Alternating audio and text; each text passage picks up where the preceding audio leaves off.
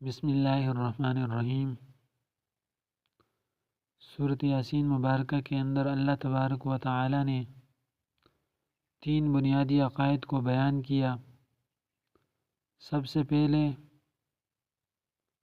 آقا علیہ الصلاۃ والسلام کی رسالت کو بیان کیا، دلیل کے ساتھ آپ کی نبوت و رسالت کو ثابت کیا،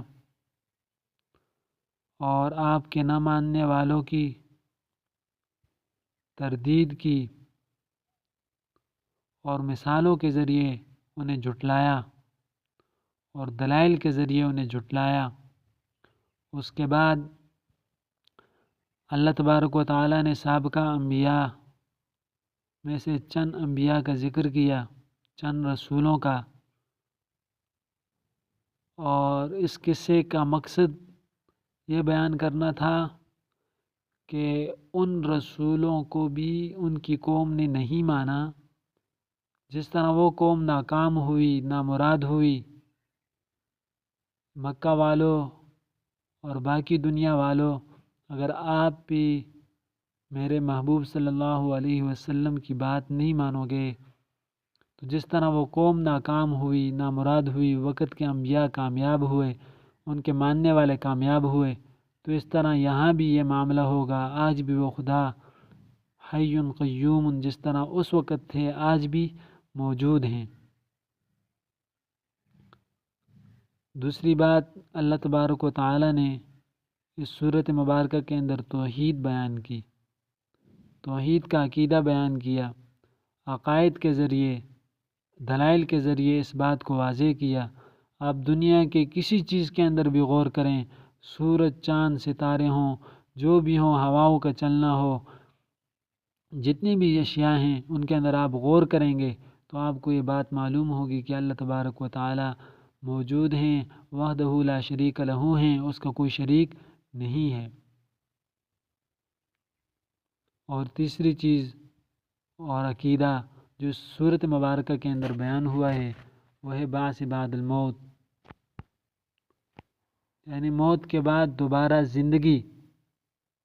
کفار مکہ کے ذہن میں یہ بات نہیں آ رہی تھی، وہ اس بات کو سمجھنے کی کوشش بھی نہیں کر رہے تھے، تو اللہ تبارک و تعالی نے مثال کے ذریعے، دلیل کے ذریعے اس بات کو بھی واضح کیا کہ اللہ تبارک و تعالی تمہیں موت کے بعد دوبارہ زندہ کریں گے، قبروں سے اٹھائیں گے، وہاں پر جزا اور سزا ہوگی۔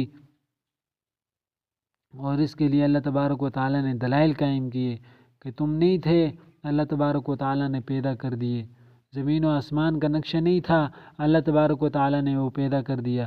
جب چیز موجود نہیں تھی اللہ تبارک و تعالی پر پیدا کرنا مشکل نہیں تھا، تو جب چیز موجود ہے تو بطریق اولا، ابھی تو یہ آپ کے ذہن کے مطابق، مخلوق کے عادات کے مطابق جو چیز موجود ہو تو وہ اس کو دوبارہ اور اس طرح کی چیز بنانا بہت آسان ہو جاتا ہے۔ اللہ تبارک و تعالی کے لیے تو دونوں برابر ہیں، چیز موجود ہو اللہ تعالی بنائیں تب بھی برابر، چیز موجود نہ ہو اللہ تبارک و تعالی بنائیں تب بھی اللہ تبارک و تعالی کے لیے کوئی مشکل نہیں ہے۔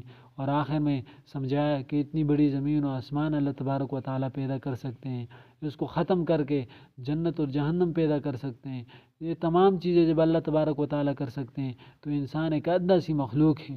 اللہ تبارک و تعالی کی باقی مخلوقات کے مقابلے میں اس کی حیثیت ذرے جیسی بھی نہیں ہے، تو اس کو پیدا کرنا کوئی مشکل تو نہیں ہے۔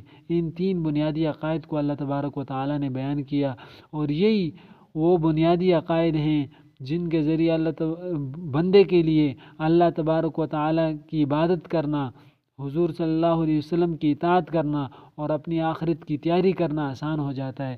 انشاءاللہ ان عقائد کی اہمیت کے بارے میں آئندہ کبھی بات ہوگی، انشاءاللہ آپ سنتے رہیں۔